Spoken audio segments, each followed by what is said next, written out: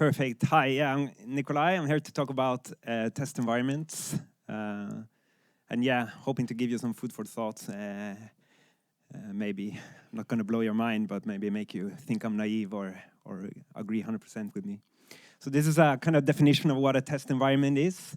Validated, stable, and usable. So everything before environment, it could really be your production environment.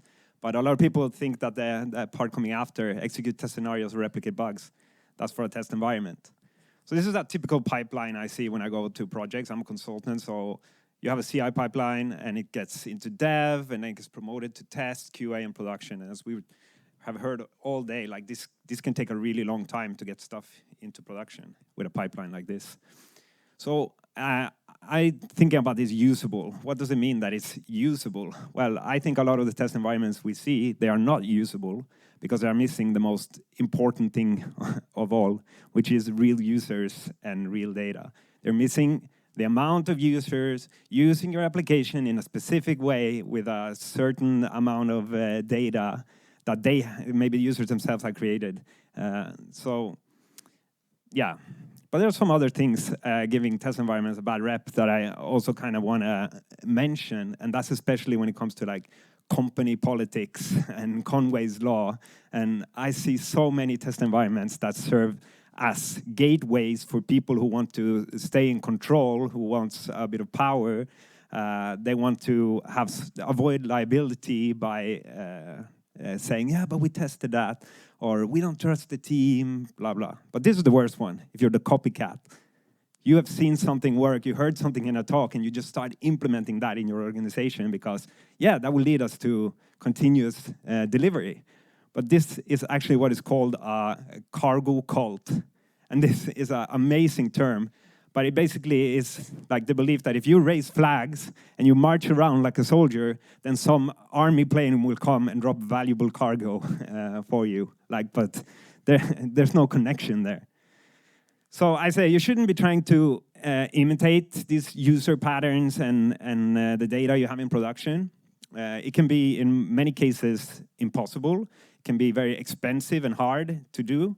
So it might not even be worth it. You should be better rigged in production to be able to test, to even have test data without ruining statistics or metrics. You should be able to separate it. You should be able to work in the environment and get used to the environment that really matters.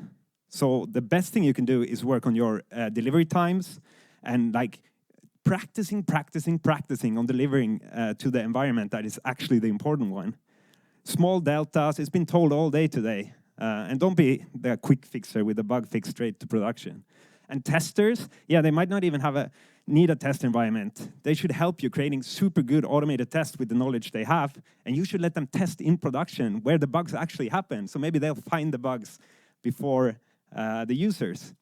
So how can you live without a test environment? This is the pipeline I showed before, and you have this slow cycle promoting your change all the way out to production.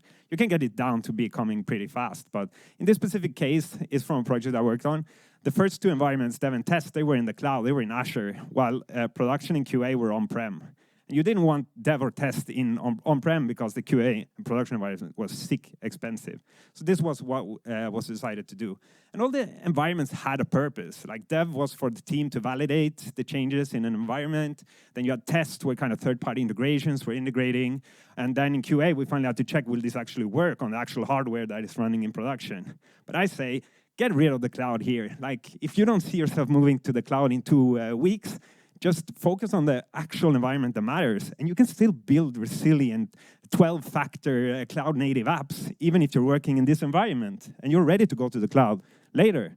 And instead, make your app resilient, so the people integrating and working on the application can actually do that without being afraid that they're going to break something, because you are actually practiced and good at fixing things fast.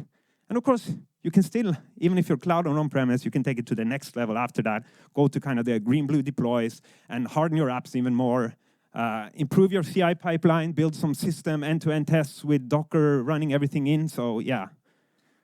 So do you really need test environments? It depends. If you're deploying to the App Store on Apple, maybe you do. But I say focus on the real thing. You don't learn how to be a good driver by driving in an empty parking lot. So focus on production. That's my point here. Thank you.